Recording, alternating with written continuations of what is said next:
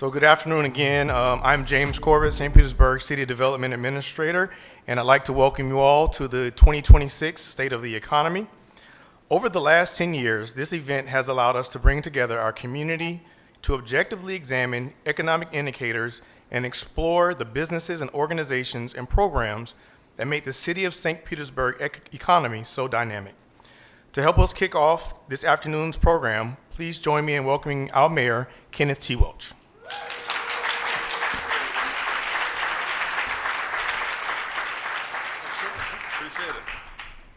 Thank you, James, and good afternoon, everyone. So, in case you forgot, that liquid that you saw on the way in is called rain, and we need it a lot. So, thank you all for being here. James, thank you for the introduction, and welcome to the 2026 State of the Economy. It's a pleasure to stand before you today as we reflect on the milestones and achievements in our incredible city. Before we begin, I want to take a moment to acknowledge the individuals who make up our great city team, starting with our city council, Chair Lisette Hanowitz, and our city council members. Would y'all stand, please?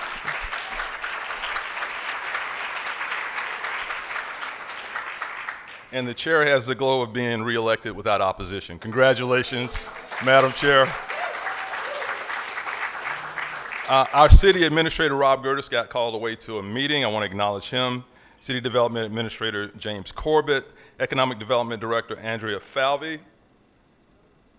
What? And all the members of our City of St. Pete team, if you just wave your hand, thank y'all for the work y'all do every day. I also want to specifically recognize and thank our Economic and Workforce Development team for your hard work in organizing this event and for your continued dedication. This city team is focused every day on supporting the economic growth in our community, in line with our governing principles and our pillars for progress, with the overarching goal of inclusive progress for our community. Today, our economic development team will present our city's state of the economy. While we continue to face economic challenges nationwide, our city team has remained steadfast, standing on our values and principles, focusing on inclusive progress so that as we grow, we do so in a way that serves the people who call St. Pete home, building a community where everyone has the opportunity to be a part of our progress. Our team has consistently worked to listen to our community, prioritizing smart growth and inclusivity while facilitating significant progress despite the historic challenges of COVID, 5 hurricanes, and socio-political and economic uncertainty. Thank you to our team for keeping our city and our economy moving forward, and I look forward to hearing your presentation. Our city continues to be recognized for being one of the best places to live in the country. Over the years, we've received many accolades that are a testament to what we've always known, that St. Pete is one of the greatest places to live. Even with the unprecedented storm impacts from the storms of 2024, our resilience is self-evident. St. Petersburg remains a wonderful place to live, work, and raise a family. We were recognized this last year. I can't see the monitor, so I hope it's up. Yeah, it's over there. Okay. You'll have Progressive one day. Okay. We were recognized last year by WalletHub as being one of the top 5 large cities in the nation to start a business, as well as being one of the best run cities in the country. We were also recognized as one of the most livable cities in the Southeast, among other accolades.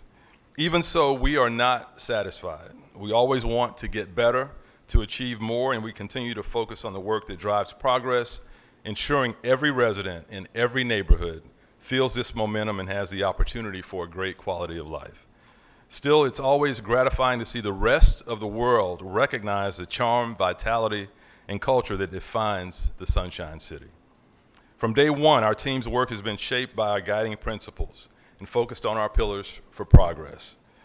Values that inform our vision for the future, our way of work, and our areas of community impact, our pillars of progress. So like MJ has to say at Stars and Parks, I have to talk about these pillars every time.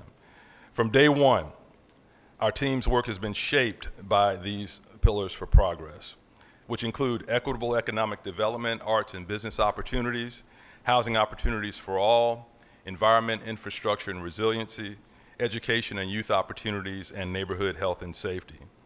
These pillars not only guide our work, but serve as an ongoing commitment to our community. We'll never lose focus on these pillars. And even as we continue to navigate global economic challenges and the pressure of rising prices, we will use these pillars to maintain our focus, uplift our community, and create economic opportunity for all. Now, on any great team, teamwork and collaboration is essential. I want to recognize our entire economic and workforce development team for your great work. I also want to recognize our partners in this endeavor, Pinellas County, the St. Pete Chamber and the Greenhouse, the EDC, all of our private sector partners, businesses and entrepreneurs, members of the arts community, who make this magic happen. And there'll be more recognition of our partners coming up. Thank you all for your partnership. And a special thanks to our reception sponsor, Landry French Construction, and Scott Hutchinson. Are you here, Scott? Let's give Scott some love. Thank you.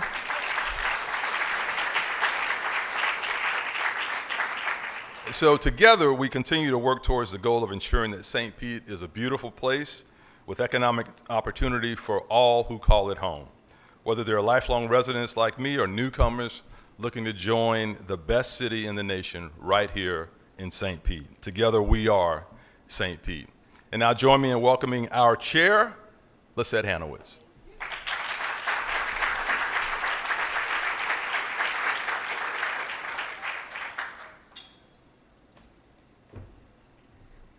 Well, good afternoon, everyone. It feels like it's close to 5 o'clock from the feel of the room here. Thank you to our business leaders, community partners, residents, and city staff, all of you that make St. Petersburg a city that we are proud to call home. Before I begin, I want to recognize, and although the mayor mentioned them, but I want to specifically recognize the council members that are present here today. Our former council chair, Council Member Gertis, Council Member Givens, Council Member Fig Sanders, and Council Member Gabbard. If we can give them a round of applause, please. I am proud to serve alongside colleagues who deeply care about the people, neighborhoods, and businesses and future of this city. As council chair, I see our role as helping set the conditions for St. Petersburg economy to grow in a way that is resilient, inclusive, and connected to real opportunity. When people hear the phrase state of the economy, of course, statistics often come to mind: employment, tourism numbers, property values, construction permits, and sales tax receipts. And those things matter, but they do not tell the whole story. The deeper question is, what makes our economy work? It is a worker traveling to downtown in Tyrone and Gateway or the Skyway Marina District. It is the entrepreneur who takes that risk. It is a small business owner serving customers, creating jobs, and building community. It is our anchor institutions providing stability, jobs, research, care, and long-term confidence. It is a neighborhood association creating a sense of belonging, and the business district supporting local commerce. And it is a family choosing St. Petersburg because they see a future here. An economy works when people believe a place is worth investing in with their time, their talent, their savings, creativity, and future. Across St. Petersburg, that confidence is visible. We see it across our business, arts, and innovation districts, from our historic corridors to our waterfront destinations, where local character, creativity, entrepreneurship continue to drive economic momentum. We see it in our major recent investments across healthcare, government, arts, technology, tourism, and our waterfront, including John Hopkins, All Children's, Orlando Health, the Dali, ARC Investment, Spark Labs, and the 2nd District Court of Appeal. And we see it in legacy businesses that have weathered recessions, hurricanes, and changing markets. This year, through the city's Legacy Business Program, we recognize longstanding businesses from each council district for their lasting contributions to our community, including Park Center for Disabilities, which we have here. Those businesses remind us, let's give her a hand of applause. Now, those businesses remind us that economic success is not just about what is new or high profile. It is also about honoring the institutions that help give St. Petersburg its unique identity. But none of this happens without a strong foundation. And that is where local government matters. Local government cannot control interest rates, insurance costs, global supply chains, inflation, or the weather, like the mayor mentioned. But we do shape conditions that help determine whether people and businesses can succeed despite those challenges. We decide how to invest in infrastructure, how we plan for growth, whether our neighborhoods are connected, whether city processes are thoughtful and responsive, and whether we prepare before storms arrive rather than only reacting afterwards. Economic development is about creating the conditions that allow people, places, workers, businesses, and neighborhoods to thrive together. That means investing in housing, transportation, workforce development, resilience, infrastructure, and public services. It also means being honest that growth brings pressure on everything from housing costs to infrastructure, including small businesses working hard to remain viable. Our job is to create and to make sure prosperity is not something people simply watch happen around them, but something they can participate in. Housing helps workers stay in their jobs. Workforce development helps residents access opportunity. Transportation connects people to employers, customers, services, and cultural destinations. That is why investment like St. Pete Works Edge matter. They connect residents with the training and skills necessary to create employment pathways leading to economic mobility. Progress toward a year-round regional Tampa Bay ferry service is one investment in opportunity, helping people access jobs, businesses, and services throughout Tampa Bay while supporting visitors spending in waterfront districts. But transportation is more than cars and ferries. It is about connecting people to opportunity. That is why our trails, sidewalks, bike facilities, and pedestrian connections matter. The Trails Crossing Master Plan gives us an opportunity to transform underutilized space beneath I-275, reconnect neighborhoods, support small business, improve access to the Pinellas Trail, and link our districts downtown and our cultural corridors. And St. Petersburg Greater Arts District being designated as a Florida Trail Town affirms that our trails are economic assets that support tourism, active transportation, neighborhood businesses, and quality of life. Resilience is also economic development. In a coastal city, storm vulnerability is an economic issue. When homes flood, workers are displaced. When businesses are damaged, operations are disrupted. When infrastructure fails, recovery becomes more expensive. Every investment we make in resilience protects property, preserves jobs, supports neighborhoods, and gives residents and businesses the confidence to invest here for the long term. That is why conversations about long-term infrastructure funding, including a potential general obligation bond, matter. These investments directly affect storm resilience, housing stability, insurance pressures, business continuity, and long-term growth.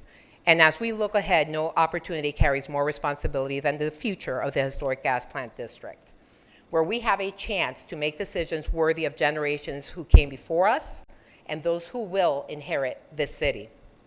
That is the responsibility before us, to make sure growth strengthens the people, places, workers, businesses, and neighborhoods that make St. Petersburg what it is. Because the state of our economy is not only measured by what we build, it is measured by who benefits, who belongs, and who can see a future here. So what makes our economy work? People do. It is the people who build careers here, care for one another, create art, start businesses, strengthen neighborhoods, serve our residents, and choose every day to invest in St. Petersburg's future. That is why the state of our economy is strong, creative, resilient, and full of promise. To everyone who invests in St. Petersburg with your time, talent, work, and care, thank you for making our city the extraordinary place it is. Thank you.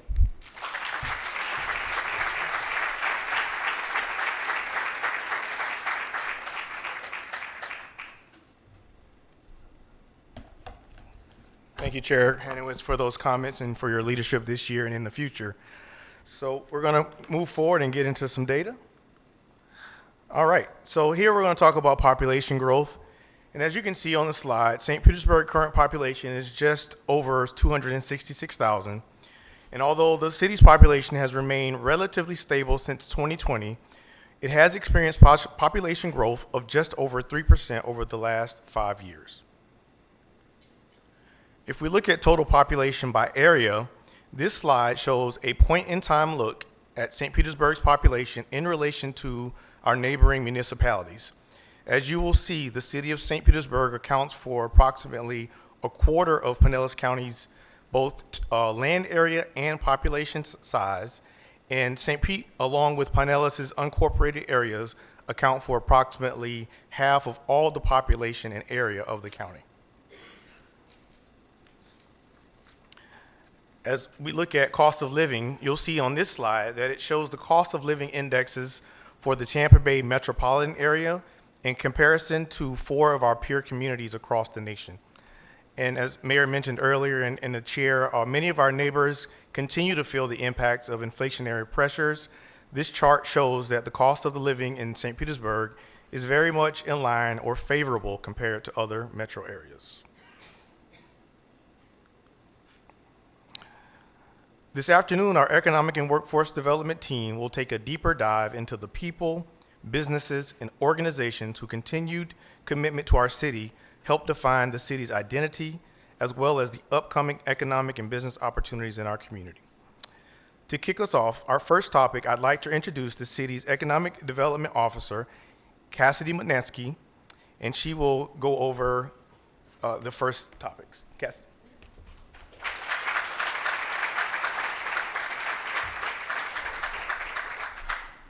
Hi, everyone. Let's see if I know how to work a button. I do. Okay. Being rooted in St. Pete means investing in things that make our community strong and reinforce our community's unique identity, not just today, but for the future. This work reflects the city's pillars for progress in action, from hurricane recovery and resiliency efforts to long-term growth planning, transportation improvements, and support for local businesses. These efforts reflect our commitment to the people, places, businesses, and neighborhoods that make St. Pete unique. Let's start with resilience. Resilience is the ability of a system, infrastructure, or material to withstand, absorb, adapt to, or recover from disturbances, shocks, and unexpected conditions while maintaining or quickly restoring essential functionality. It's not just about preventing impacts, but about minimizing damage and ensuring fast recovery and continuity of operations. St. Pete Agile Resilience, or SPAR, emphasizes finding creative ways to be agile in a way that we approach resiliency planning and implementation, being able to think, move, and respond quickly and with flexibility. As a program, SPAR drives an accelerated approach to strengthening our infrastructure to ensure long-term resilience in the face of climate challenges. Some SPAR projects are already completed, some are underway, and many more are planned. The SPAR program anticipates investing about $2.7 billion in wastewater, water, and stormwater improvements over the next 24 years. To help accelerate the $2.7 billion SPAR program, the city is considering a general obligation bond that would help fast-track $600 million in SPAR projects over the next 5 years. A study by the Tampa Bay Partnership estimates that about every $1 million spent on stormwater improvements can prevent about $2 to $3 million in flood damages. By accelerating resilience projects, SPAR reduces long-term costs and keeps streets and utilities functional during storms. Additionally, investing in adaptation will support a significant number of jobs, primarily in the construction industry and supporting professional services. Next is Sunrise St. Pete, which is the city's disaster recovery program distributing about $159.8 million in federal HUD funding to help residents and communities rebuild after Hurricanes Idalia and Helene. Sunrise St. Pete includes several programs. The Residential Recovery Program is for homeowners, renters, and small landlords. It provides grants to help repair, rebuild, or elevate storm-damaged homes, and to cover housing costs for those facing financial hardship. The program had overwhelming interest, and the application period was paused after 60 days. Since receiving HUD approval in late February of 2026, the city has issued more than $320,000 in residential recovery grant awards. The Affordable Rental Housing Program is active and accepting applications until Friday, June 12th. This program provides funding to develop or rehabilitate affordable rental housing with 10 or more units. In the future, this summer, we anticipate that the city will be launching voluntary buyouts, home buyer assistance, and nonprofit community support services. If you want to learn more about these programs, we ask you to visit www.sunrisestpete.org. Tropicana Roof. In addition to our broader resilience and recovery efforts we just discussed, another significant impact from Hurricane Milton is the replacement of the Tropicana field roof. The city met our contractual obligation to replace the roof, and construction concluded ahead of schedule and $3,899,513 under the city council approved budget in advance of the 2026 baseball season. The new roof was fabricated in Germany, assembled in China, and delivered to St. Petersburg, with each panel traveling 14,972 miles. This was a significant undertaking involving 1,411 workers who contributed 358,000 work hours across 32 subcontracting companies, 25 of which were local. The replacement of the roof has allowed the Rays to return to St. Petersburg for at least 3 years, bringing fans back to Tropicana Field and supporting local businesses that make up part of our game day experience.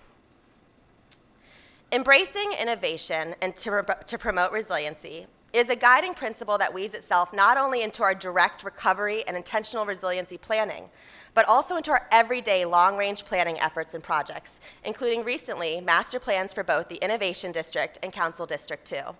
The Innovation District master planning process took place during 2024 and 2025 in partnership between the city and the Innovation District. The plan was published earlier this year.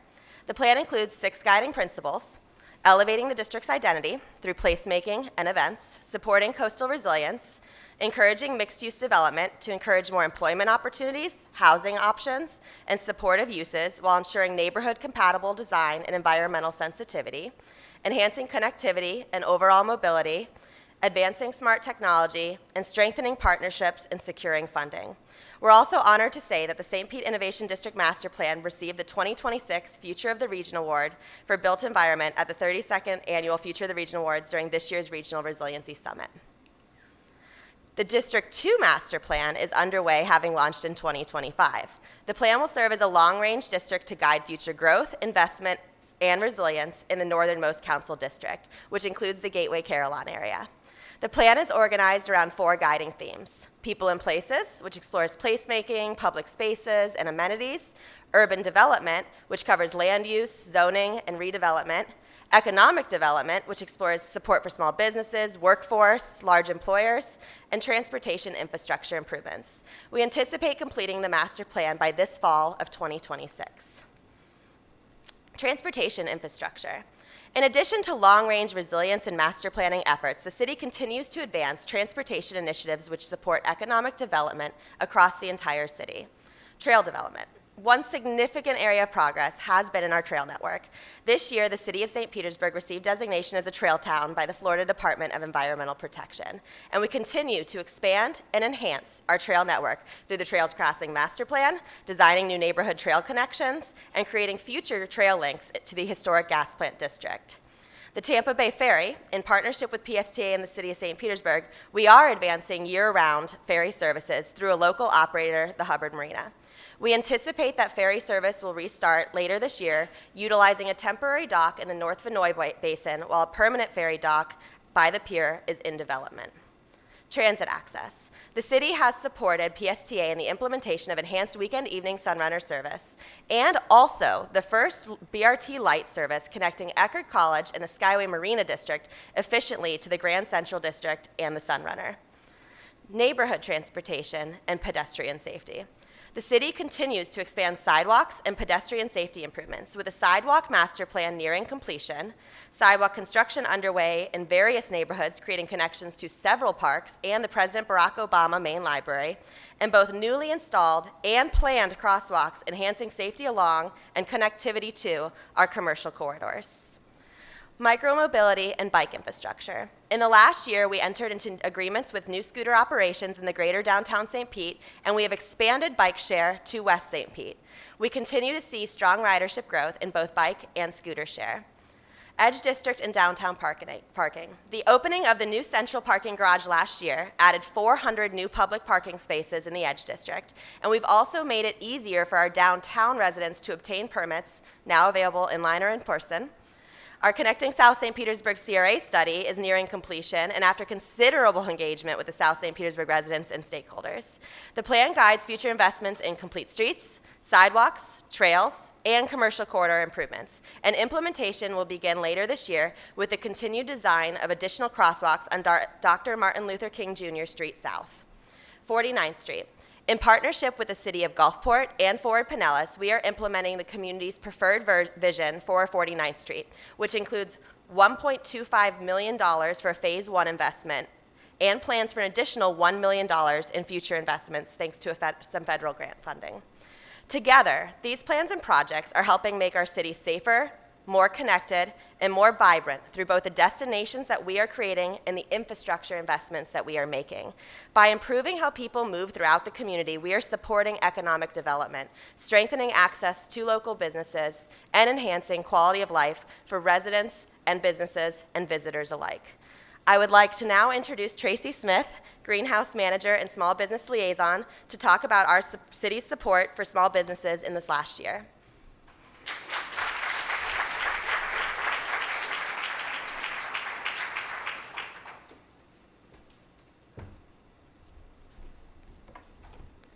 Good afternoon, everyone. Good afternoon, and thank you for spending part of your afternoon with us here today. It is always my pleasure to have time to talk about the wonderful work that we are doing here in the city of St. Petersburg in investing in our small business community.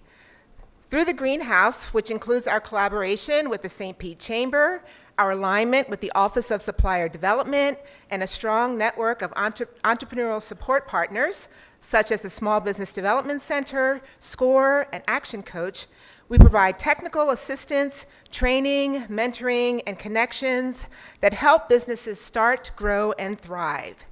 While many of these services also benefit businesses throughout the region, our focus remains firmly rooted in St. Pete.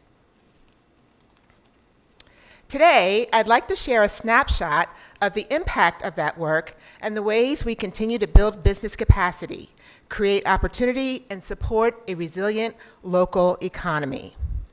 Before we dive into the Greenhouse's work, I'd like to begin with the Office of Supplier Development, which plays an important role in helping small businesses access contracting opportunities and build capacity for long-term growth here in the city of St. Petersburg.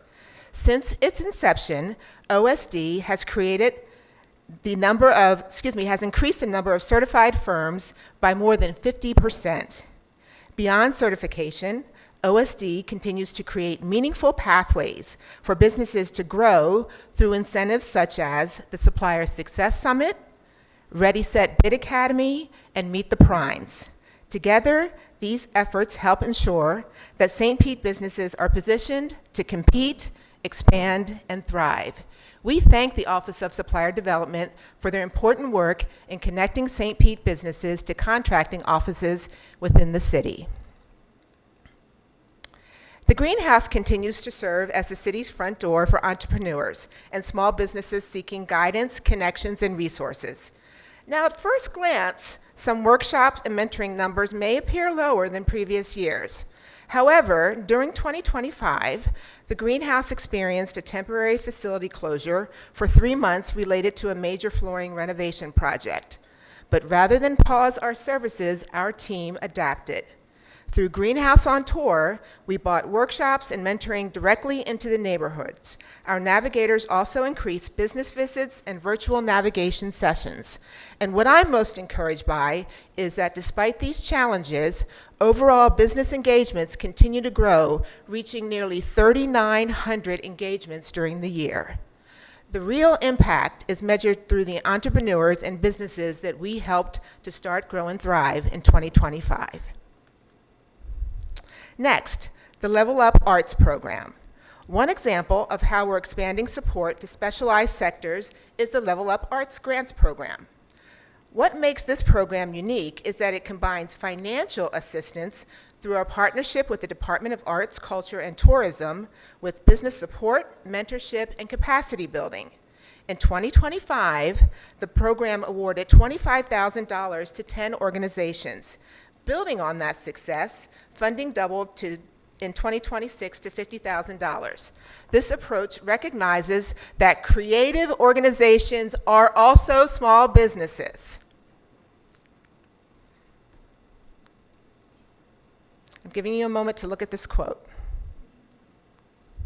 This quote highlights something we hear frequently from our participants at the Greenhouse. While organizations appreciate the funding and the lasting impact that often comes from relationships, mentorship, and guidance that they receive through the program, when we invest in people and build organizational capacity, the benefits extend well beyond the grants that they receive. Next, let's talk about the GROW program. Another program helping businesses build capacity and prepare for growth is the GROW program that is delivered in partnership between the Office of Supplier Development and the Greenhouse. During the most recent cohort, 24 businesses completed the program and 14 others obtained their certifications with the City of St. Petersburg. Participants also gained access to financial resources through the GROW Microloan Initiative, which awarded $93,000 in funding through partnership with Florida Central Credit Union. Together, these efforts are helping local businesses become stronger, more competitive, and better positioned for opportunity. For people who don't know, the GROW program is transformational. It allows you to be able to look critically at your business and to be able to decide what you need to do to be able to grow it, to scale it, to be able to sustain it. There's very little programs like this, and so it's definitely a rare gem here in the city of St. Pete. The course is valuable because knowledge can be acquired, but when you are acquiring knowledge with like-minded people, that gives a lot of experience, and shared knowledge is even more powerful.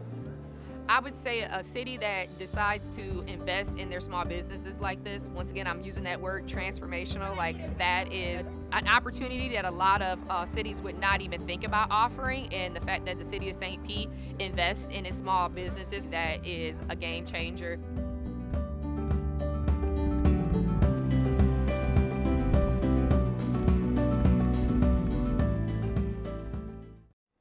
While many of our programs focus on building business capacity, Ignite focuses on something equally important, the growth and development of the business owner.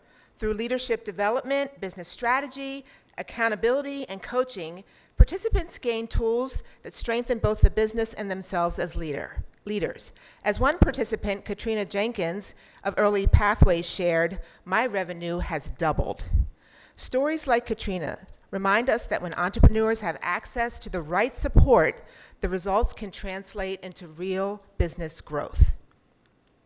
Another example of the entrepreneurial ecosystem in action is St. Pete Brick Pitch, a new greenhouse initiative developed in partnership with our partners at the St. Pete Chamber and built upon the success of our signature St. Pete Pitch Night. Brick Pitch was created to support entrepreneurs who are ready to take the next step into a physical storefront. Programs like Brick Pitch demonstrate how collaboration, innovation, and community support can help entrepreneurs take the next step in their business journey. And supporting new businesses and growing businesses is important, but equally important is recognizing the businesses that have remained rooted in St. Pete for decades, serving generations of residents and helping define the character of the community. And that commitment, as Council Chair Hanowitz mentioned, is inspired in the creation of the city's Legacy Business Program. This year, we received 26 qualifying nominations representing all 8 council districts and a diverse range of industries. We were thrilled to review nominations from businesses who have been serving the city for close to or more than even a century. Stories like theirs remind us that while businesses evolve over time, their impact can span for generations. These are the 8 businesses selected as our 2026 Legacy Business honorees. While these businesses represent different industries and neighborhoods, they share a common characteristic. They have remained committed to serving St. Petersburg through changing times and generations. Together, they represent decades of entrepreneurship, resilience, innovation, and service. The Legacy Business Program is ultimately about gratitude. It is our opportunity to thank the businesses that have invested in St. Petersburg for decades and helped create the strong and vibrant community that we enjoy today. We are so proud to recognize each of these businesses for the lasting impact they have made and will continue to make throughout our community. While we are thrilled, yes. Thank you. While we are thrilled to acknowledge all of the honorees, it is especially meaningful to hear directly from one of the leaders whose organization has helped shape our community for generations. Michelle Detweiler serves as president and CEO of Park Center for Disabilities, a remarkable organization that has been serving children and adults with intellectual disabilities in Pinellas County since 1953. A lifelong resident of St. Petersburg, Michelle brings more than 35 years of experience spanning business, marketing, fundraising operations, and nonprofit leadership. Her connection to Park runs especially deep, with family involvement dating back to the 1960s. In 2021, she became president and CEO, following in the footsteps of her late father, Bert Muller. Under Michelle's leadership, Park continues its long-standing mission of creating opportunities, promoting dignity, and improving lives throughout our community. Michelle's story and Park's story are powerful examples of what it means to truly be rooted in St. Pete. Please join me in welcoming Michelle Detweiler, President and CEO of Park Center for Disabilities and one of our 2026 Legacy Business honorees.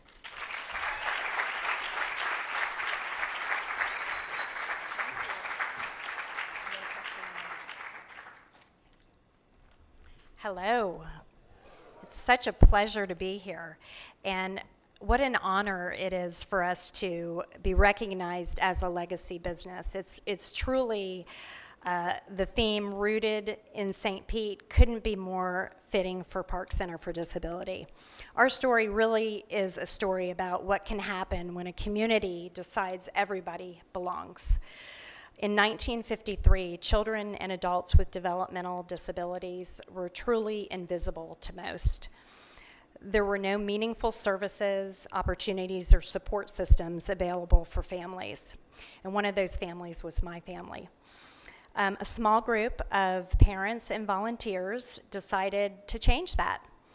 And they founded what today is Park Center for Disabilities and began advocating for children and adults who were often overlooked by society. As the organization grew, we didn't actually start in St. Pete, but as the organization grew, we needed more space. So the leaders of the organization came to St. Petersburg for help. One of those leaders, Carol Holland, who, if you all have been around town long enough, you know the Holland name, she walked into City Hall and asked a simple question. Do you have any land we can use? At that time, Tyrone was not a very valued place. The land wasn't valuable. Nobody saw any value in the Tyrone area, which is West St. Pete. So the city had a piece of property that was in the Tyrone area that they didn't really consider had much value, but they really valued what we were trying to do as an organization. So they made it very affordable and sold us that parcel of land that is on Tyrone Boulevard and 73rd for $6,000. And we paid interest on that $6,000 for years. But not only did they do that, they put in the roads, they did the sewer infrastructure. When we said to them before we made the deal, look, that property, and let me see if I can If you can see that, that is where we are today, but look at the property in the back, and that was woods. And we thought, how are we going to clear that land to start what we need to do? So we asked the city, could you clear it for us before we take it? And they said yes before looking at it. But they did it. They did it. It would have cost us $15,000. So they cleared the land for us. And then they said, how are you going to zone it? So we didn't have any neighbors at the time. And so there was no opposition. And they worked very, very close to us.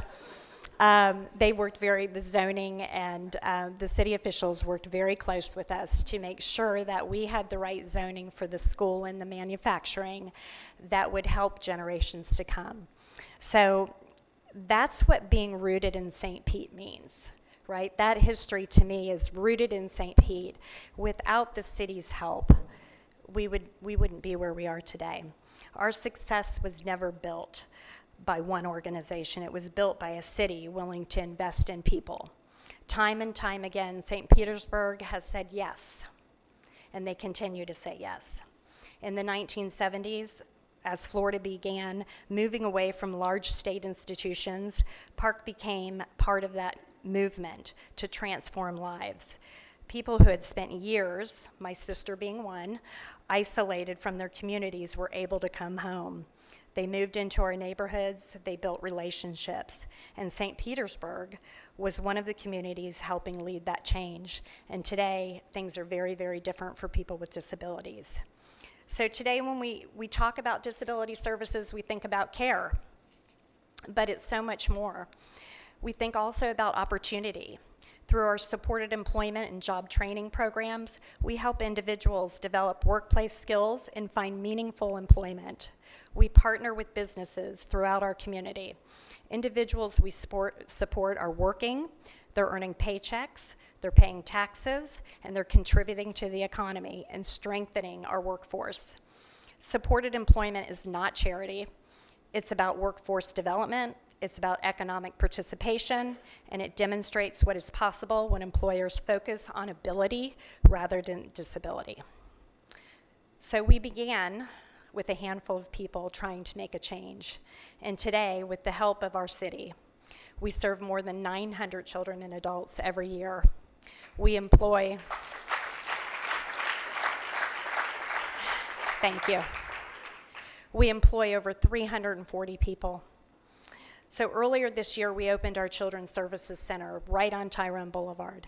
And once again, the city showed up. And they have been our partner through thick and thin.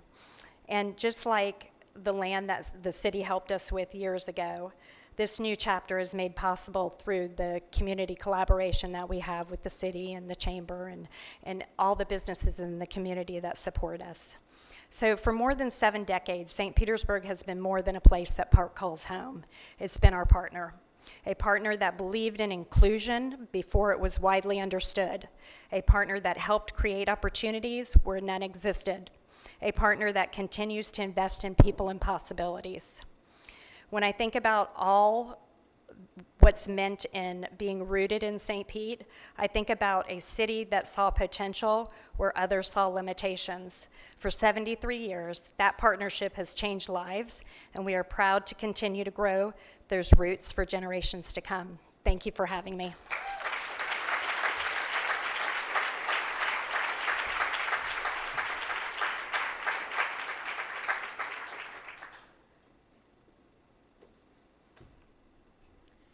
Good afternoon. Thank you, Michelle. We're so proud of the work you and your team have done in our community for these last 70 plus years. I'm Andrea Falvey, the city's Economic Development Manager, and let me quickly add my thanks to you all for joining us this afternoon. It is my pleasure to present our second topic of the day, economic opportunity. As Mayor Welch previewed, I will be discussing some key economic indicators as well as reviewing some major programs and projects happening in our community. Let's kick off this section by looking at a glance at some of the major data points associated with the economy of the city. As we have all witnessed, St. Petersburg and the surrounding Tampa Bay metropolitan area have experienced tremendous growth over the last decade. Over that time, employment in the city rose over 12%, with more than 10% of that gain coming in the last 5. The city's labor force also increased over 10% in the last 10 years, with over 6% coming since 2020. St. Petersburg's household median income has also risen over 18% during that same time period. And finally, the city's unemployment rate was 3.6% last year, which is below the national average of 4.3%. This next slide takes a look at the city's key large employers. And although they are spread around the city geographically, they are concentrated in the Gateway area in North St. Petersburg and in downtown. The city's largest private employer, Raymond James, achieved 150 consecutive quarters of profitability in July of last year, and they are celebrating nearly 4 decades of resilient growth. Last year, Raymond James also launched its Ready for School program, which will invest $7.5 million over 3 years to support educational programs for Tampa Bay students. Staying with our employers in the Gateway area, Jabil recently announced that they will donate $1.1 million over 3 years to St. Petersburg College to expand advanced manufacturing training. And Power Design, which employs over 1,300 at its nearly 40-acre campus off 9th Street, that includes their 47,000 square foot camp training facility, was ranked earlier this year as one of the top workplaces by USA Today. Heading downtown now, Dynasty Financial Partners supports more than 500 financial advisors across 55 independent firms, and they collectively manage over $110 billion in client assets. Recently, Dynasty announced that they had signed a 15-year lease to occupy all of the 45,000 square feet of new Class A office space in 400 Central. Spark Labs, an investment firm ARK Invest, recently announced that in addition to their later stage ARK Venture Fund, they are developing a new early-stage venture fund and angel network that will give the organization the opportunity to invest in young startups across ARK Invest's core disruptive technology themes. And finally, Johns Hopkins All Children's Hospital, along with the ARK Innovation Center, is another anchor of St. Pete's Innovation District. They employ nearly 4,100 and is ranked number 1. They are ranked number 1 children's hospital in Florida by U.S. News and World Report. In their fiscal year 2025, the hospital performed over 8,000 total surgeries, had over 43,000 emergency center visits, and over 312,000 outpatient visits. And as a former all children's patient myself, I am so proud to share that this year, in 2026, the hospital will celebrate its 100-year anniversary, another example of the profound impact a legacy business can have in our community. The city's collection of business tax receipts help promote an equitable and safe business environment by ensuring all companies in the city meet the same operational standards.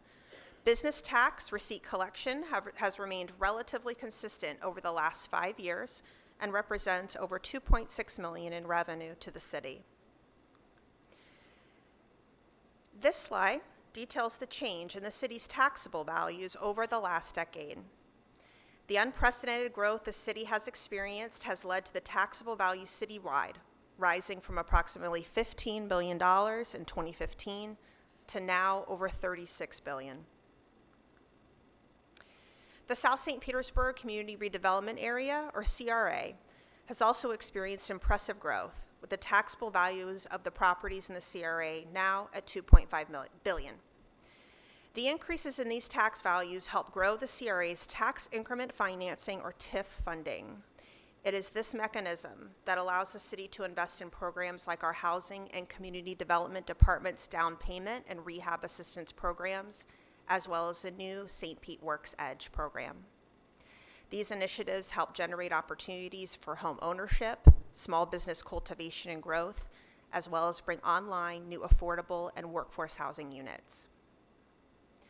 The heart of the South St. Pete CRA is the Deuces, or historic 22nd Street corridor.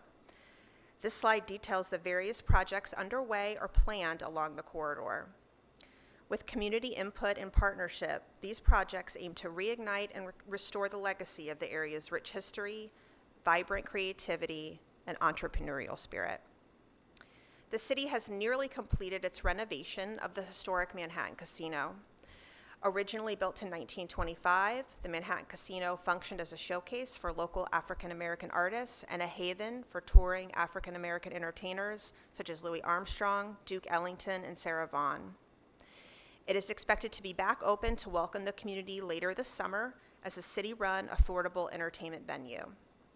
The $5 million investment will include a redesigned foyer, conference room and green room, and over 6,000 square feet of event space spread across 2 floors. The Heritage Grove mixed-use development will be located at the site of the former Merriweather building. It will include 2,500 square feet of ground floor retail, 54 affordable residential units, and the project's design will incorporate sustainable green building elements and include architectural details and murals reflecting the history of the Deuces Live District. The Pelican Place development will have 40 affordable townhomes to be sold through Habitat for Humanity's home buyer program.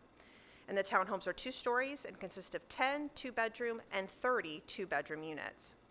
The city provided the land to Habitat, and the South St. Petersburg CRA is also providing over $2 million in developer incentives for this project. The groundbreaking ceremony was in December of last year, with the anticipated completion date of early 2028. Finally, the Voices from the Corridor initiative was a series of community workshops that we held last year that were designed to engage local residents, business owners, and stakeholders in creating a collective vision for the future that celebrates the rich history of 22nd Street South while positioning it for continued growth and success. In response to the needs the community expressed during the workshops, the city has completed new banners for the light poles along 22nd Street South, sidewalk improvements, traffic markings, and fire hydrant painting, along with improvements to Deuces Park. Looking ahead, the city is in the planning stages of upgrading the signage along the Heritage Trail.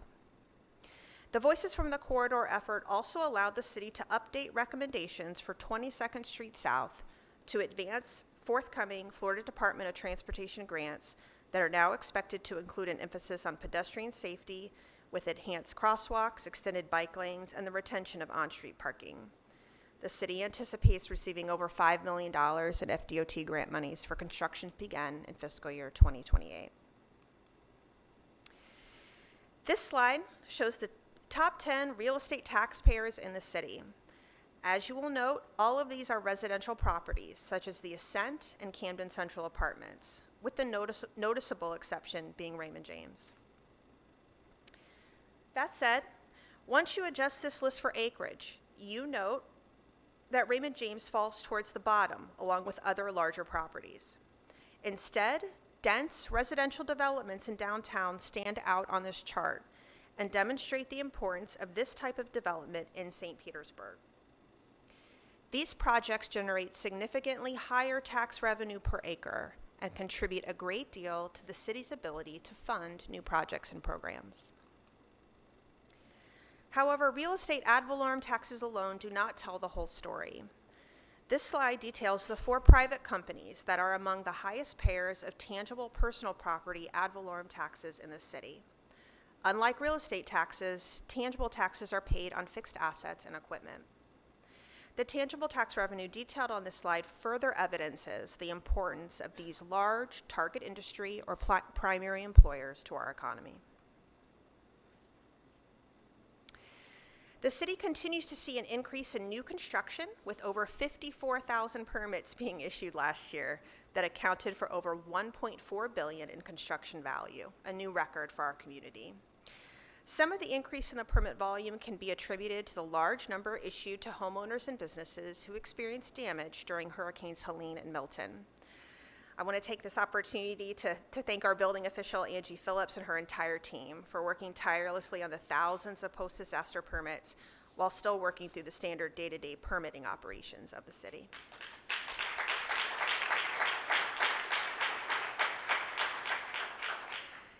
This slide, oops, if I advanced it. This slide takes a closer look at the residential development happening in our downtown core. The city now boasts over 11,800 downtown dwelling units, with over 2,900 either under construction or in the pipeline. The 534 under construction units include the 140-unit Viv luxury apartments, the 129-unit 930 Central Flats development, as well as the 262 apartments in the Cottonwood Bayview project on 3rd Street North. While dense market-rate residential developments help the economy overall, it is critical that we address the need for quality housing options for residents at all income levels across the city. This pie chart on the left details the 457 new affordable and workforce units that have come online in the city since 2022. And the chart on the right details that over 60% of these units are for our residents who make 80% or less of the area median income, or AMI. Now taking a look at the current state of our office and retail markets in the city. This slide details the vacancy cost of office space throughout St. Petersburg. Vacancy increased slightly from 7.7% in 2024 to 9.1% last year. However, during that same time period, the rent per square feet increased by $3.20.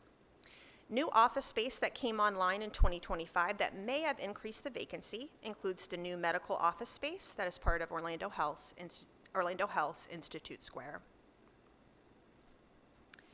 Now focusing in on the office space in downtown, the vacancy rate in the submarket stayed consistent from 2024 to 2025 at 4.9%, while the rent per square foot increased by just over $10 last year.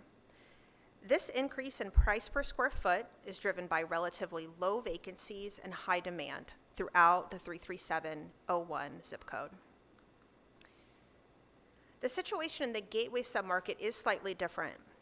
Vacancy across all classes of office space increased by 2.8% from 11% in 2024 to 13.8% in 2025. However, the asking rent during that same time period did remain consistent. However, the city and its economic development partners continue to see interest in companies relocating or expanding in this submarket, much like the recent announcement that Rectangle Health, a New York-based healthcare payment and technology solutions company, have opened a new 12,500 square foot office space in Carillon. The vacancy and cost of the city's retail space have remained mostly stable over this last year. Vacancy increased 1.6% from 4.4% in 2024 to 6% in 2025. The rental price per square foot increased over that same time period by only 28 cents. One of the retail highlights from last year is the opening of the new Sprouts Farmers Market located at 3400 34th Street South, which brings a much welcome grocery retailer to the bustling Skyway Marina District. Many key projects have been completed since our last State of the Economy, including 2 major downtown residential projects. The 42-story Art House brings 244 new residences and 6,100 square feet of retail space to the downtown area. The 46-story 400 Central is the tallest building in St. Petersburg and tallest residential building on Florida's Gulf Coast.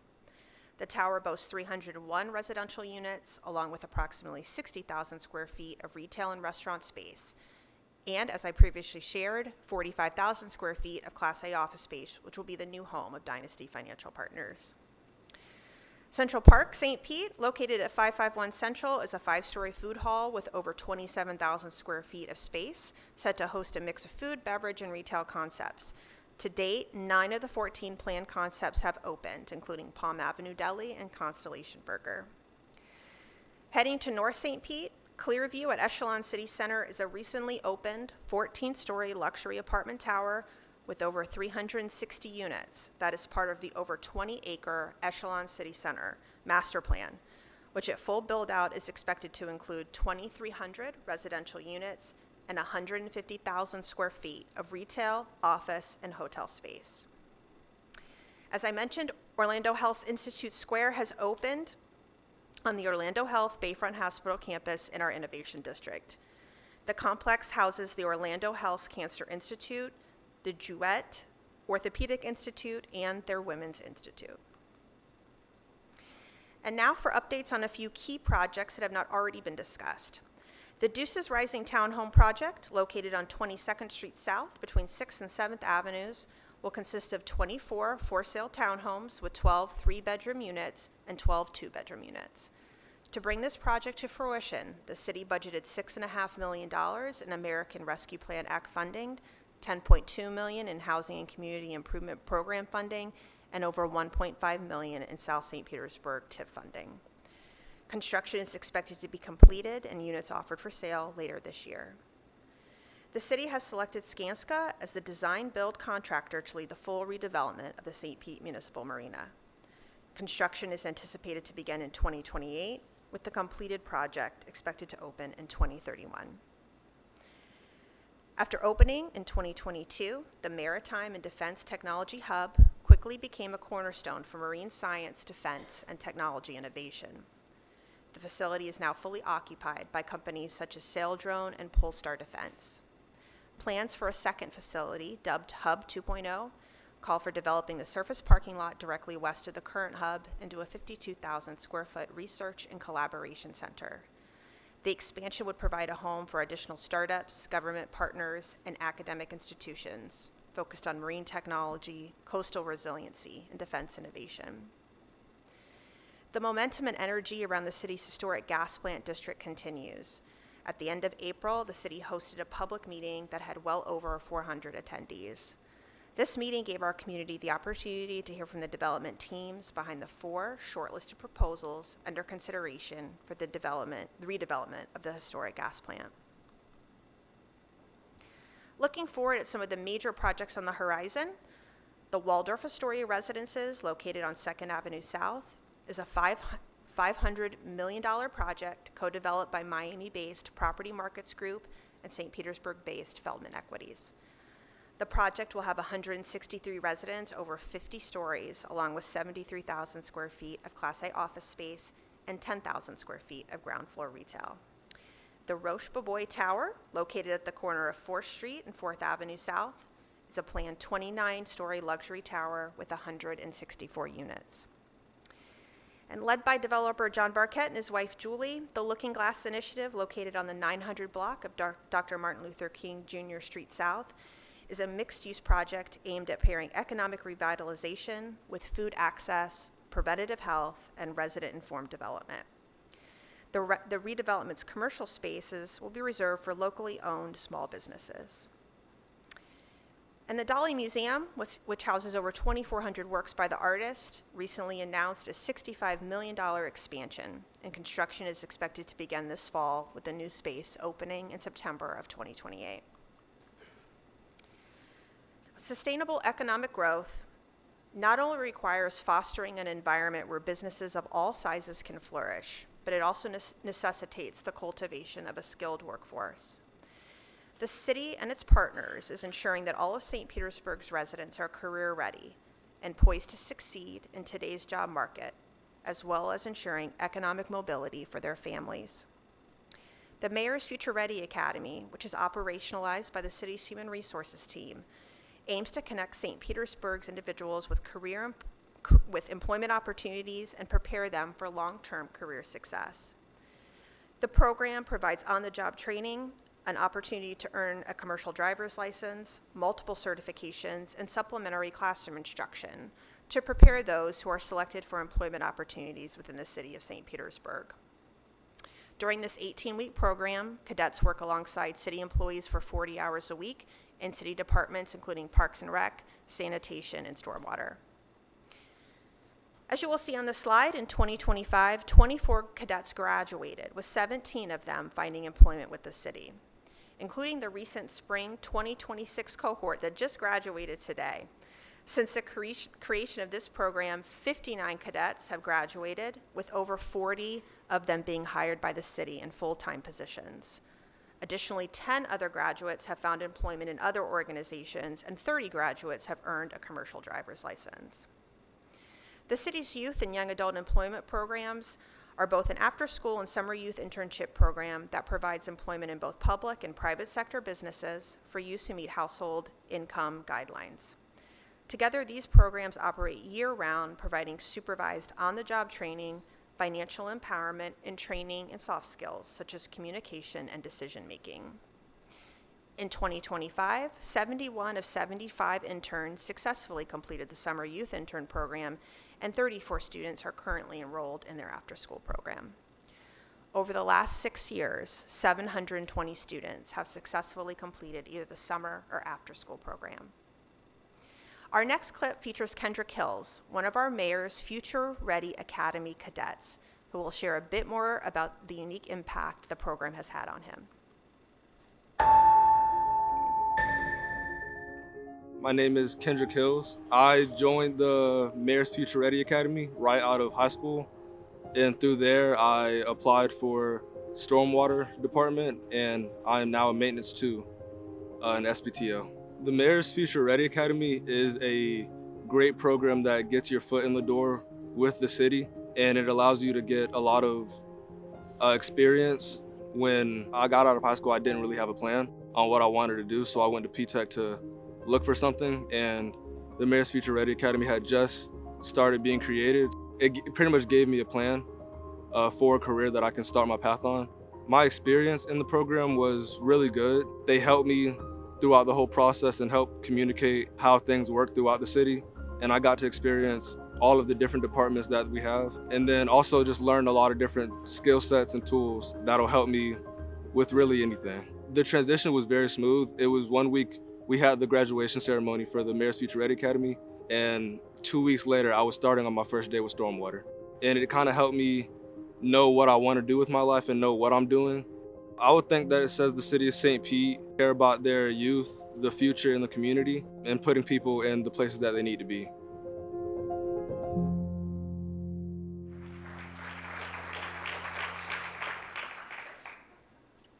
After 5 successful years of the city's adult workforce readiness program, St. Pete Works, St. Petersburg College was selected earlier this year to administer a new 3-year, $6 million workforce development initiative known as St. Pete Works Edge, or Employment and Development for a Growing Economy.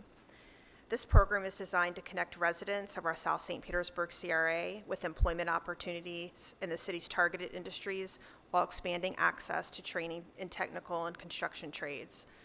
The program emphasizes practical pathways to employment and long-term economic mobility. You can see the program partners listed on the slide, and they include the St. Petersburg Chamber of Commerce and CareerSource Tampa Bay, alongside many of the program partners like PERC, the Pinellas County Urban League, and Pinellas Technical College, who have been with the St. Pete Works initiative since its inception, and whose sustained commitment to the residents of South St. Petersburg has made a measurable and meaningful impact to our community. I want to take this opportunity to thank St. Petersburg College and its partners for the intentional collaboration they brought to designing the new program, as well as City Council's support of this critically important initiative. Featured in our last video is Belinthia Berry, St. Petersburg College's Dean of Workforce Education, who will share a bit more about St. Pete Works Edge. St. Pete Works is an initiative by the City of St. Pete Economic Development, and that we provide short-term training credentials that lead to employment. We serve individuals who are unemployed, underemployed, veterans, those who like to start a career, those who are stuck in a career and need to reinvent themselves. That's the needs that we serve. Sustainable employment to us means that you're on your job for a very long time, right? But you're moving up in your role, you're not stuck. So a high skill, high paying job is that you're increasing your wages year over year, but you're also gaining skills, meaning you have to go back to get your education to do that. And so we want to sustain you in that way, meaning always, always continue to learn. We change lives every day. But the commitment starts with you as a resident to say, yes, I'm going to step out, step first, and to just, change my life, and we'll help you do that. And as we know, nothing happens in a vacuum. And the creation and success of many of the initiatives and programs highlighted today would not be possible without the support of our economic and workforce development partners, many of whom are in the room. Economic development is truly a team effort. In behalf of the city and all of us in the City Development Administration, let me thank you all for the work that you and your teams do every day to strengthen our economy, improve our city, and ensure continued economic opportunity for all of our residents. As I previously shared, one of the city's key partners in its economic development efforts is the city's Innovation District and its maritime and defense industry hub. We are so fortunate to be joined today by Pat Mack. Pat is the founder and CEO of PVM, an 8A certified, service-disabled, veteran-owned small business, and the only small business in Palantir's Vanguard Partner Program. A retired U.S. Navy engineering duty officer, Pat launched PVM to address unmet needs in command and control technology, driven by a simple conviction that the best technology should be in the hands of the people protecting our nation. What began as a one-person effort supporting a single client has grown into a thriving company of over 30 software developers and engineers that is headquartered at the hub. A decorated Navy veteran, Pat was awarded the Bronze Star along with multiple other honors for his service. He continues to lead PVM with the same resilience, focus, and integrity that defined his military career. Please join me in welcoming Pat to the stage.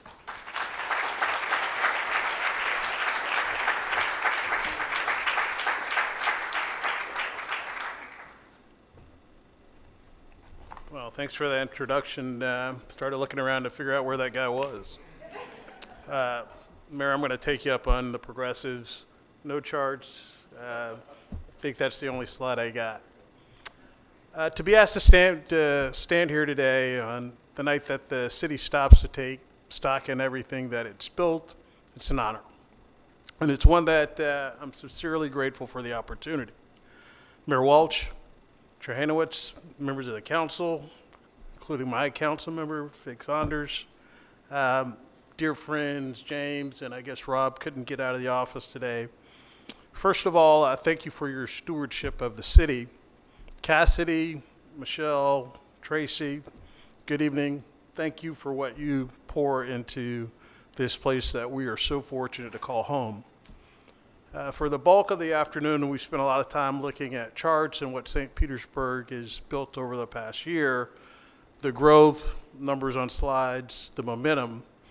I'll ask that you indulge me for a few minutes and I'll share what those numbers mean and where they actually come from. Because here's what I believe. A city is not a skyline. It's not a balance sheet. It's not cranes on a waterfront. A city is the sum of the bets that it makes on its own people. And when a city bets on a kid, when it bets on someone the world was ready to overlook and decides that that person has potential, the bet comes home. The bet forms the roots for the state of the economy. Well, I know that because I am one of those bets. So picture a kid in Lake Maggiore. It's in the early 70s. I wish it was the late 70s. It's summer, as we're transitioning to now. It's hot. That heat that sticks on your chest and doesn't move. I'm down on my knees, somebody's lawn, next to a man in his 60s who happens to be my grandfather. John spent his life as a mason. He helped build this city. He helped build the city when the work done by a black man's hands were good enough to build downtown, but weren't necessarily welcome when he wanted to walk through downtown. By the time that I was there working with him, he had set down his trowel and picked up a landscaping trade. Every summer, I was there beside him, mowing lawns, pulling weeds. My wife will share that I will not pull a weed today. But I learned exactly what an honest day's work costs in sweat. We're fortunate we'd go home to my grandmother, Willie B. Willie B., like most of her cohort at the time, never learned to read a single word. But I promise you, she was the strongest, clearest person in any room that she walked into. She kept other people's houses for a living, but in her own home, she set the standard, a standard that no one fell beneath. And that standard was to tell the truth, work until it's finished, carry yourself with dignity, whether anybody's watching or no one's watching, She couldn't read a page, but she could read people. And what she saw in me was more than I saw in myself. Between the two of them, they handed me the only inheritance that they had, a belief.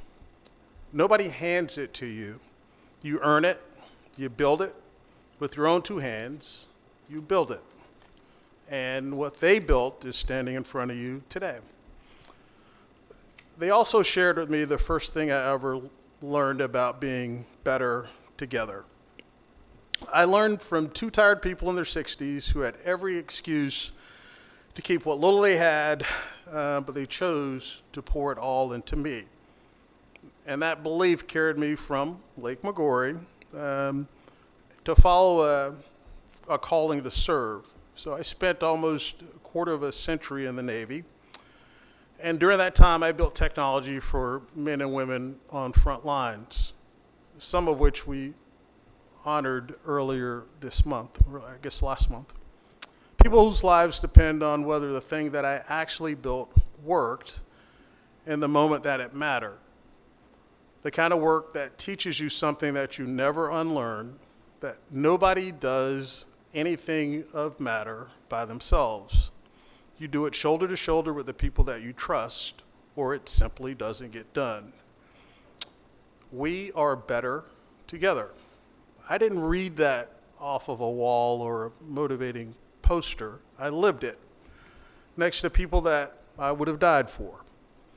And then after all of those years away from my home, St. Pete asked me to come home. And I don't mean that as a figure of speech. The phone rang, and literally Dr. Cynthia Johnson said, "Hey, Pat, we have an opportunity for you to come home." They told me that the city was finished waiting on its future. It had decided to build one, and they wanted me to be part of that future. So I'd ask you to hear me on this. I could have built my company anywhere in this country, literally anywhere. I chose here, the place that built me. And the St. Pete that I came home to was not the one that I left. Downtown, not too far from here in a purpose-built building, I think Allison and Lauren are here, the city did something incredibly rare. Under a single roof, it put industry, government, and universities, and then it dared them to build something together. What a novel concept. They grew an ecosystem, and Allison didn't just open a door, she created a community. And Allison, please raise your hand. Thank you.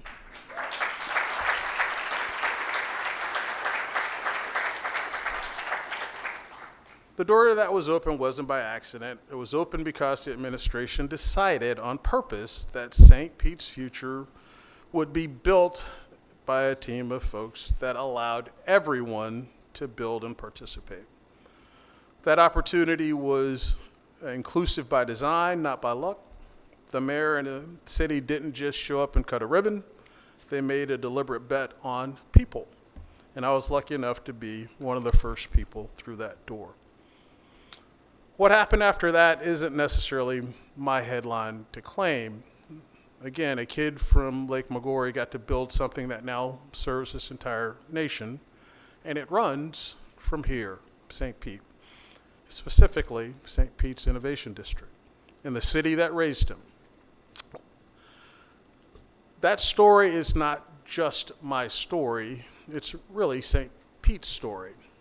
It's what a city looks like when a bet pays off. Careers put down roots, kids stay home, kids that leave come back with something to give. Let's let that arc land for a second. As I shared, my grandfather helped build this city with his hands in years where hands were welcomed, but the man may not have been. 2 generations later, same city, under an administration that decided opportunity here would belong to everyone, opened its front door and welcomed that Mason's grandson all the way back to build in its downtown as part of its future. That's not a sentiment, that's a city closing a 50-year gap. That's intentional, inclusive economic opportunity looks like when it actually works. You don't have to take it on faith. I'm real, I'm standing here. We are better together. This city proved it to me by being a place being worth coming home to. And here's the thing, you don't need it for me to tell you what a city looks like when it bets on its people and it gets backed. We've all lived it. A year and a half ago, 2 storms came for us, back to back, Helene, then Milton. They came up the bay right outside these walls, a few hundred yards from where we sit tonight, flooded our homes, tore the roof off our ballpark, knocked the city flat. And the city did the only thing that it's ever known how to do. It got back up. Neighbor helping neighbor out of the water, shop owners shoveling mud out of other stores before they touched their own. Nobody waited to be asked. It wasn't a program, it was people. That is what this city being better together on one of its worst weeks of our lives looks like. And this behavior isn't history. I'm not going back into textbooks. The behavior is real. A few weeks ago, lightning struck the University of South Florida's College of Marine Sciences. Some of the finest ocean researchers in the world live and work literally right up the road from us. The fire burned their laboratory to the ground. In one night, decades of irreplaceable research was gone. So I'll tell you what's happening right now as I share these remarks with you. Some of those scientists are working out of our offices. Down at the hub, nobody drew up a contract. Sorry, Allison, if that gets you in trouble. Nobody asked for permission. A neighbor got knocked down, and people simply made room. That's not charity. That is what community is for. That is St. Pete being better together. Not a year ago, not a story about my grandparents. It's happening right now in real time. So let me tell you why I walked up here tonight. It wasn't to talk about my company. The mayor and his team have shared strategy, principles, pillars, numbers, plans. I walked up here to be the proof, to tell you on record that the bet works. That a city which decides deliberately, as a matter of policy, to invest in its own people gets that investment back with interest. I'm one of those returns. I'm what the strategy looks like. I'm the face of it in certain regards. Because somewhere tonight, 10 minutes from this theater, if we consider the Lake Maggiore neighborhood, there's a kid down on his knees in a lawn, pulling weeds, sweating, tired, certain that the big life is out there, something that would happen for other folks somewhere else. I was that kid, and I'm telling you, and metaphorically telling him, that this city can be the thing that decides otherwise. The next chapter doesn't belong to me, it belongs to that kid. And the only job, literally, the only job any of us in this room really have is to keep the door open so when that kid is ready to walk through it, they can. In a minute, we're going to honor Tracy. Tracy and I have met at the hub, and like most of the administration, they're more than names and faces on an org chart to me. She demonstrates what holding that door looks like, what she does for small businesses in this city, and the passion that she pours into that is well deserving of the award. So congratulations, Tracy.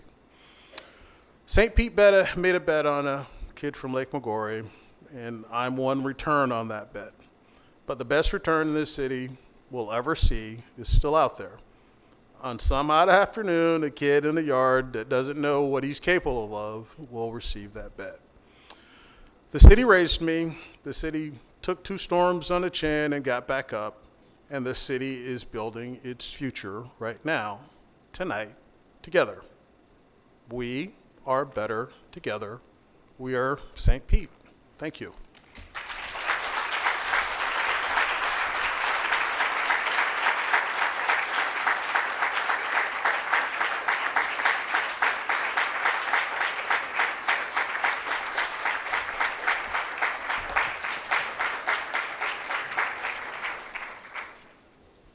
Thank you so much, Pat, for those comments and inspiration, and thank you for your return on the investment here in the city. We appreciate you.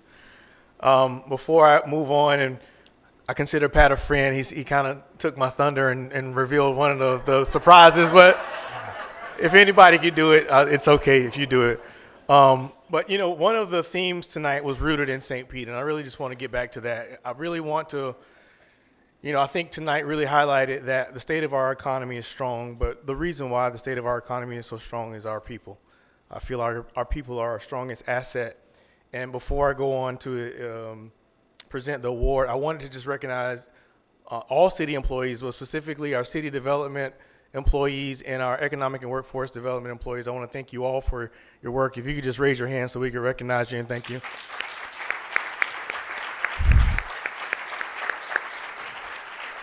Thank you all so much for your hard work and commitment.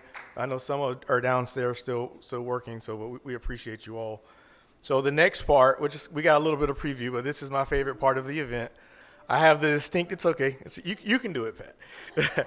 I have the distinct honor of recognizing our recipient of the 2026 Economic Impact Award, and that's no one other than Ms. Tracy Smith. So Tracy has dedicated over 20 years supporting entrepreneurs and strengthening St. Petersburg's small business community through her leadership with the City of St. Petersburg Economic and Workforce Development Department. Prior to her work in economic development, Tracy served as a training specialist and training supervisor with the St. Petersburg Police Department, bringing her total years to over 30 years of service to the residents of St. Petersburg. Through her leadership as manager of the St. Petersburg Greenhouse, Tracy has helped cultivate a thriving entrepreneurial ecosystem by connecting businesses, owners to mentorship, capacity building programs, network opportunities, and innovative initiatives to help businesses start, grow, and thrive. Tracy has played a key role in building partnerships that strengthen, support, and help local entrepreneurs throughout St. Petersburg, and Tracy was also honored as a SCORE Partner of the Year for her dedication for entrepreneurial development and community collaboration. Tracy's guidance, collaborative approach, and leadership have had a tremendous impact on our community, and that will continue to be felt for many years to come. And the last thing I'll say is Friday is actually Tracy's last day. She's retiring. So it is, I'm excited for her, but sad to see her go. But it's with my honor and pleasure to honor Tracy. And if you've ever worked with Tracy and her work with small businesses, you can truly feel her passion for small businesses and entrepreneurs. And it's genuine. It's something that you can't really describe, but Tracy really loves her work, and we appreciate you. So please join me in thanking Tracy and recognizing her as 2026 Economic Impact Award.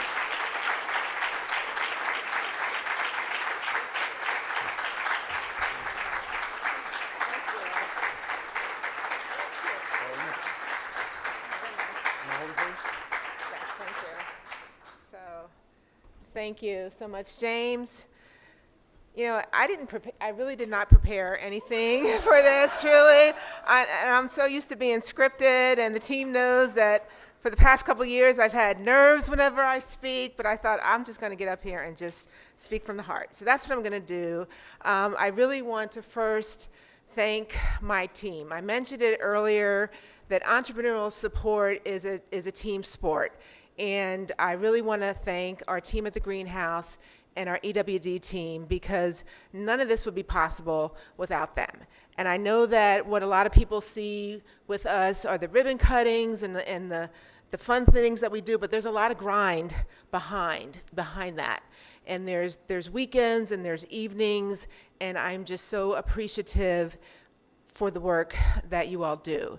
And I'm up here standing in appreciation and gratitude. And with that, alongside of that, I want to thank my family because of the weekends and the evenings that I'm not there.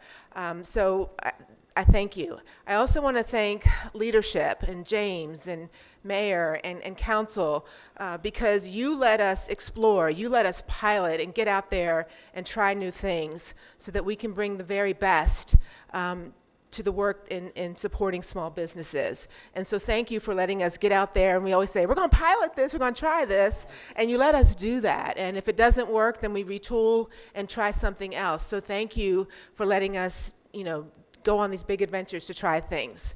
And you come along with us. So thank you, council, for going out on business walks with us. We appreciate that support.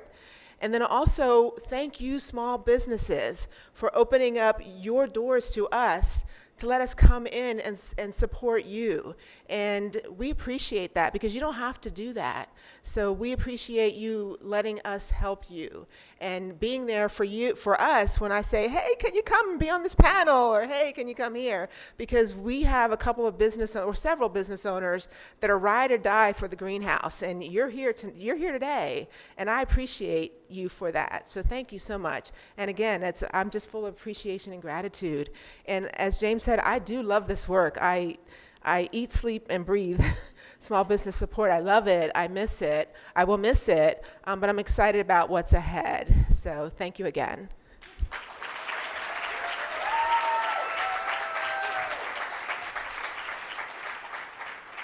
Thank you, Tracy, so much. And let me just add how much personally I will miss you. I'm a little bit in denial that you're leaving me on Friday, but so thank you all so much for sticking with us. We went a little bit long, but we're so appreciative of you spending a little bit of time with us.